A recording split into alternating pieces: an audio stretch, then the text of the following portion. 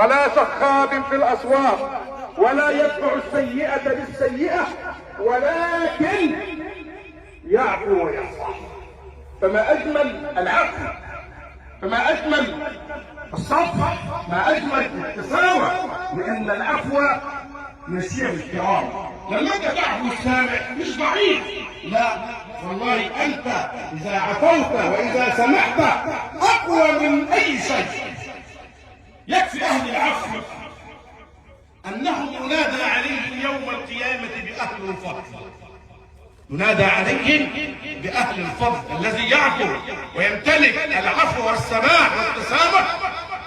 يوم القيامة ينادى عليه بأهل الفضل. لذلك سيدنا النبي صلى الله عليه وسلم بيقول ايه في حديث شريف ما معناه: إذا جمع الله عز وجل جميع الخلائق يوم القيامة ينادي مناد: أين أهل الفضل؟